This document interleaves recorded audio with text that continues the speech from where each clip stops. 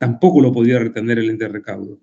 Y el banco había creado, en acuerdo con la autoridad, un sistema de fideicomiso que guardaba los recursos, y la autoridad tampoco podía disponer de los recursos y solamente le daba la orden al fiduciario, es decirle, el señor X, el operador 1, recorrió tantos kilómetros y como la tarifa pactada de acuerdo al contrato de concesión está en un valor determinado, hay que pagarle tanto, ¿no? Y como consecuencia, el fideicomiso ordenaba que se le pagara en función de los kilómetros recorridos tal valor, ¿no? Y de esta forma, el propio transportista creaba lo que se llamaban los acreedores permisibles, en el cual decía, del monto que me tienen que pagar a mí, transfiérale a Volvo, transfiérale a Mercedes, transfieren a Scania, un valor, el 27% del valor de lo que me tienen que pagar, y esto va a servir para amortizar la flota. Y así empezó, ¿no? En la segunda renovación de flota que se dio en Transmilenio, ni siquiera necesitaron iniciales, porque los proveedores se sentían tan seguros de cobrar que podían poner los buses sin tener inicial, ¿no? Y comenzaron, lógicamente, el sistema a prosperar.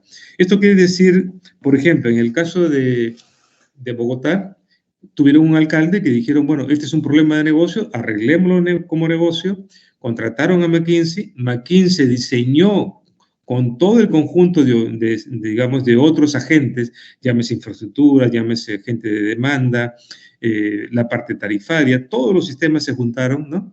Pero el que hizo el esquema de negocio fue, en este caso, McKinsey, ¿no? Y así fue como caminó, ¿no?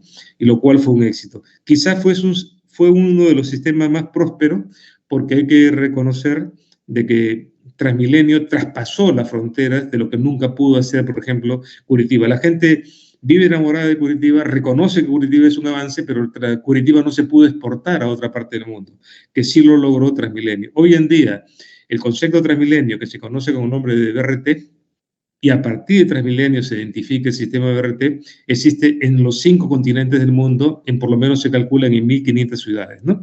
Pero ese sistema, la forma de la estructura de negocio que logró exportación del servicio, ¿no? Pasemos, por favor. Otro caso, por ejemplo, muy interesante, como ustedes ven en la foto, en un lado ven, por ejemplo, ustedes en la parte inferior, el terminal de buses. Encima del terminal de buses ven un terminal terrestre y al lado del terminal terrestre ven el aeropuerto, ¿no? 3 megaproyectos integrados unos a otros. Uno podría, por ejemplo, ir en el bus, subir al terminal terrestre, ¿no? Y viajar a cualquier parte interna de Guayaquil o del Ecuador. Igualmente uno podría bajar del aeropuerto e irse al terminal terrestre o pasar directamente al terminal de buses para llegar a la ciudad, ¿no? Entonces, los sistemas están integrados. Un tema también particular con Guayaquil es el hecho que el alcalde de Guayaquil se propuso que la tarifa no debería ser más de 15 centavos de dólar. Y como consecuencia, él aligeró el sistema con una burocracia mínima, comenzó a subcontratar muchos servicios y sobre todo no permitió que muchos componentes del sistema pasaran a la tarifa. Porque en muchos casos se dice, ¿no? A todo hay que cargarlo la tarifa, pero la tarifa alguien la tiene que pagar, ¿no? En todo caso, él usó el esquema americano, que es el subsidio de la oferta. Esto quiere decir, por ejemplo, que los terminales fueron construidos por la ciudad, el recaudo fue asumido por la ciudad, no fue pagado por el pasajero, ¿no? Que finalmente se cree que la paga el transportista, pero finalmente el transportista la traslada al pasajero y como consecuencia se logró por muchos años mantener un sistema, por más de 10 años mantener un sistema a 15 centavos de dólar, ¿no? Indudablemente es una visión política que la tuvo en este caso el alcalde de Guayaquil, se puso como objetivo de que la población no debería pagar más de lo que estaba pagando y como consecuencia él como autoridad política asumió el costo de aquellos componentes que permitía que la tarifa o a través de un subsidio de oferta se pudiera mantener, ¿no? Es así como se hizo. Por eso, Juan, mil disculpas, sí. Qué pena. ¿Podemos ir cerrando? Te cuento que estamos justitos con el tema del tiempo para transmisión y para todo, así que si podemos ir cerrando, te agradecería un montón, querido Juan. Sí, bueno, un ejemplo similar es Medellín, pasemos por favor, ¿no? Pasemos por favor. Bueno, Transantiago es un caso muy particular, que es bastante conocido. Tenemos el caso de México, bueno, el caso de Transantiago, ¿no? Que es bastante conocido ya por ustedes. Este es un caso, sí que vale la siguiente lámina, por favor. La siguiente lámina, Metrobús, quiero ver el tema de Metrobús, ¿no? La anterior. La anterior. La anterior. Metrobús. En el caso de Metrobús, por ejemplo, que es una forma muy particular, las concesiones en México por muchos años fueron prácticamente concesiones que se heredaban, ¿no? Las empresas las tenían 40, 50 años, pasaban de familia a familia, ¿no? Y lógicamente cuando se planteó el BRT y la reforma de transporte, hubo mucha resistencia a los operadores. Finalmente, con un trabajo de CTS México bastante dedicado, se logró convencer a un grupo de transportistas para hacer el sistema, pero sin embargo surgieron discrepancias al extremo que al líder del sistema lo mataron, ¿no? A uno de los líderes que promovía el intercambio, ¿no? O la integración del sistema fue asesinado por otro grupo rival, ¿no? Finalmente su muerte fue tomada como emblemática y como consecuencia con el tiempo se pudo implementar el sistema Metrobús, ¿no? Igualmente, en este caso específico de Metrobús, el gobierno de la ciudad decidió que el recaudo ellos lo ponían, ¿no? Que no iba a cargarse a la tarifa. Pero esto demuestra una vez más que cada sistema tiene su propia manera particular de implementarse, ¿no? Pasemos, por favor. En el caso de Metropolitano de Lima, como ustedes ven ahí en las fotos de los terminales norte-sur que vamos a ver, la ciudad igual decidió financiar los terminales. Los terminales no fueron puestos por los operadores. Este es el terminal sur, por ejemplo, que tiene una particularidad.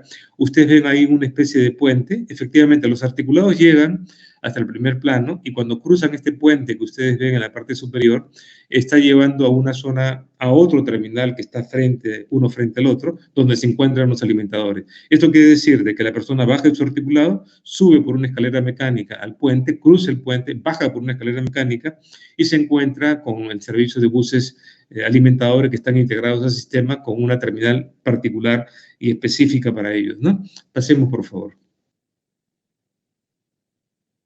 Esta es la estación del centro de Lima, que es una estación subterránea, donde los buses de las distintas rutas, de las rutas troncales llegan ahí, y como consecuencia el pasajero ahí encuentra, por ejemplo, centros comerciales, bancos, servicios de alimentación, restaurantes, ¿no? Y los buses se integran en esta red subterránea, ¿no? Y se van a integrar próximamente a la línea 2 del Metro Lima, ¿no? Esta es la foto fotográfica o la fotografía, digamos, de la parte externa del subterráneo, ¿no? Donde los buses paran, digamos, para recoger pasajeros, ¿no? Este es el terminal norte, donde fue financiado por la autoridad municipal, no fue cargado a las tarifas, ¿no? Pasemos, por favor. Este es el terminal sur también, ¿no? Los vehículos, en el caso metropolitano, el 100% son a gas, ¿no? Acá quería poner simplemente un caso que es emblemático en los sistemas integrados de transportes, es el caso de Madrid, donde tienen 13 estaciones de intercambio modal, donde uno, por ejemplo, llega a uno de estos centros, en este caso es el ejemplo de las Américas, donde en el primer nivel tienes servicio de transporte a larga distancia, en el segundo nivel tienes transporte urbano y en el tercer nivel pasa el metro, ¿no? Esto quiere decir que una persona puede bajar del metro y subir al servicio de larga distancia o servir a otro servicio urbano. La foto que ustedes ven al lado derecho es una foto de cómo se ve la ciudad por fuera y cómo se ve internamente en el lado izquierdo, ¿no? La estación de intercambio. La gente puede movilizarse sin salir de la estación, ¿no? Y viajar por mucho de la ciudad, ¿no? Los objetivos principales que llevaron a la modernización del transporte fue principalmente la salud y el cambio climático, como se detalla más detalladamente en la lámina, ¿no? Y regularmente las barreras que impulsan las ventajas a la modernización del transporte son, por un lado, ¿podríamos pasar la lámina? El tema ambiental, la salud y cambio climático.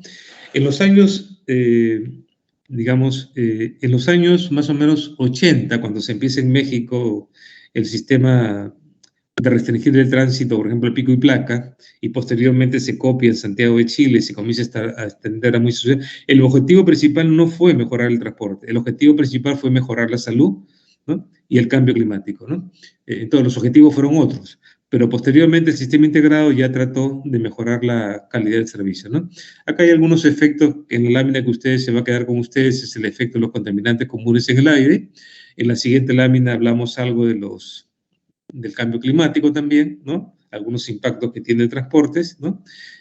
Principalmente esto, ¿no? Pasemos, por favor. Uno de los problemas delicados que nos ayuda a imaginar cuando tenemos que planificar un sistema de transporte es cuánto podemos pagar nosotros por el sistema. Y muchas veces también sirve para saber qué tanta inequidad se puede crear invirtiendo de repente en determinados sistemas a costa del resto de la ciudad del país, ¿no? Recursos potentes, ¿no? Y acá ponemos una lámina del índice per cápita, ¿no? Que tienen los países de América Latina en el 2017 a valores constantes antes del COVID, ¿no? Y pueden ver, por ejemplo, que Chile está liderando el ingreso per cápita, ¿no? Y como los otros países. Entonces, muchos dicen, yo quisiera ser igual que Santiago, pero lógicamente no tienen el per cápita de Santiago, ¿no?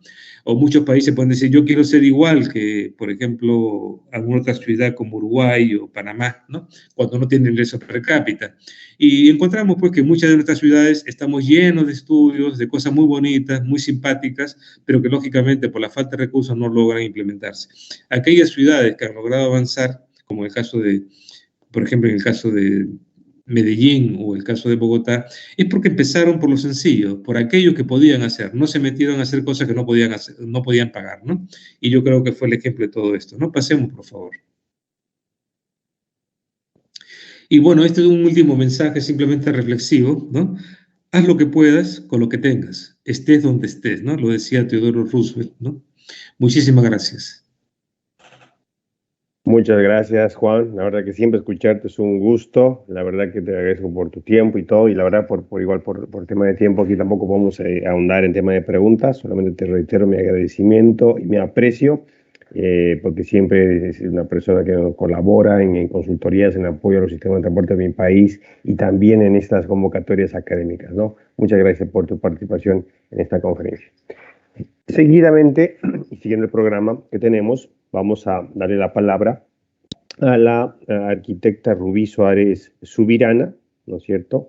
La arquitecta Rubí es docente del Diplomado en Planificación y Gestión de la Movilidad Urbana Sostenible y es directora de la Facultad de Arquitectura y Urbanismo de la Univalle. Es especialista en planificación urbana, con más de 13 años de experiencia en el sector público. Ha supervisado una amplia gama de proyectos de planificación y diseño urbano, así como proyectos de mejoramiento del espacio público y de resiliencia urbana, hacia una nueva visión de regeneración urbana con procesos de participación ciudadana e inclusión social, solucionando problemas cotidianos de congestión y segregación socioespacial de escala local y metropolitana. Estimada arquitecta Rubí, le cedo la palabra para que usted pueda hacer el resumen de toda esta conferencia y hacer las palabras de cierre del evento. Muy buenas noches, ¿se me escucha bien? Perfectamente. Perfecto. Muy bien, muchas gracias. Muy buenas noches a todos los presentes, a los expositores y organizadores de este evento. Un cordial agradecimiento por la invitación a la dirección de posgrado para darme la oportunidad de brindar estas palabras de conclusiones de esta conferencia. Tratar de resumir toda esta información que hemos recibido hoy, para mí realmente es un reto.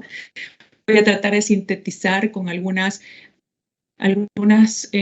intervenciones claves de los expositores, partiendo de lo global, como nos planteó Sergio Blanco con ONU Habitat, y esta mirada de esta agenda al cual como Bolivia, como país, estamos inmersos y no podemos ser exentos de toda esta problemática mundial.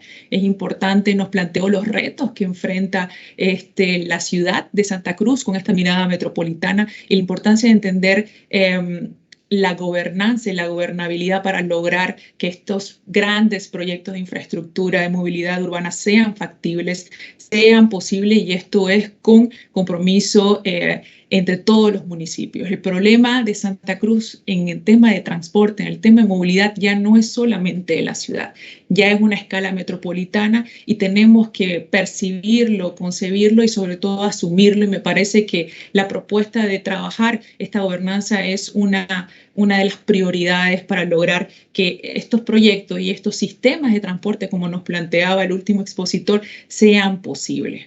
Entonces, eso me parece muy interesante entenderlo de que estos retos, priorizar los objetivos del desarrollo sostenible, el objetivo 11, buscando en las ciudades justas, buscando ciudades sostenibles. Y tiene que partir de ello este concepto de la movilidad. Por otro lado, tuvimos dos ponencias muy interesantes desde la gestión pública, desde la Secretaría de Obras Públicas y la Secretaría de Movilidad Urbana.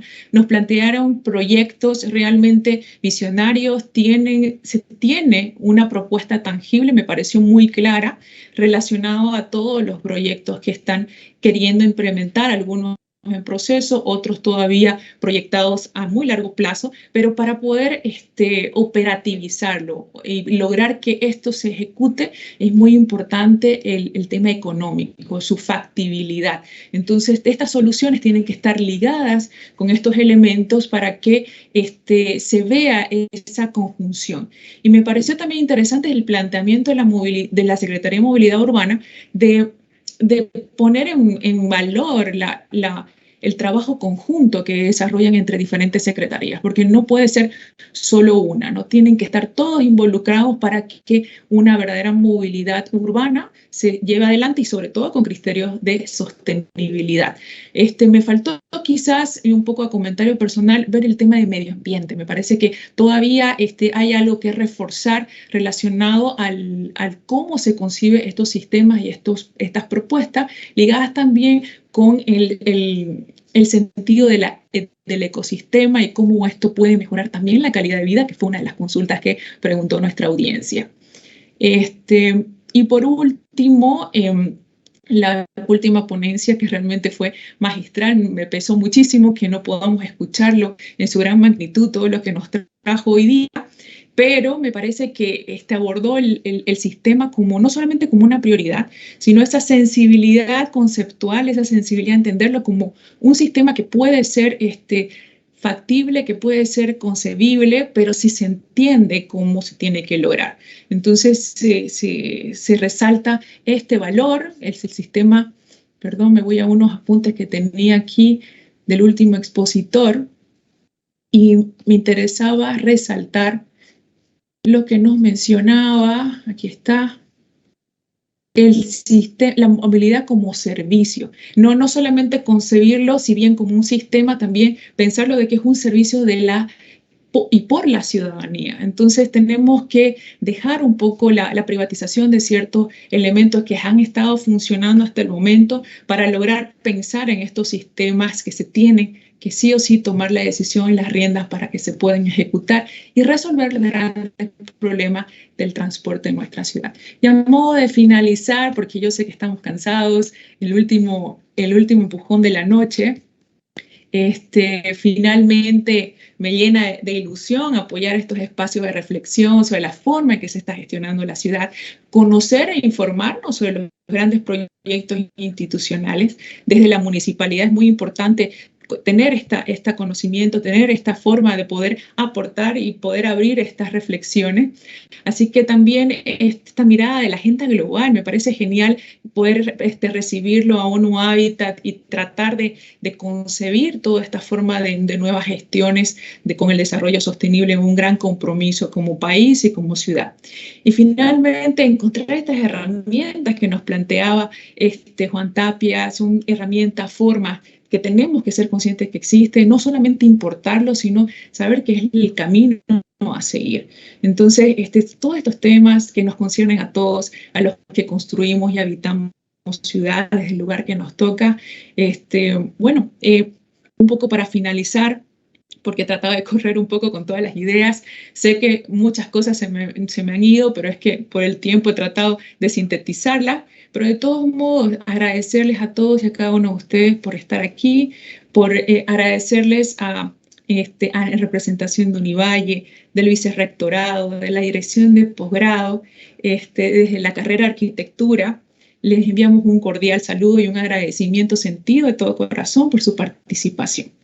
Con estas palabras cerramos este hermoso evento y les deseamos a todos un buen descanso, muy buenas noches y hasta una nueva oportunidad. Muchas gracias.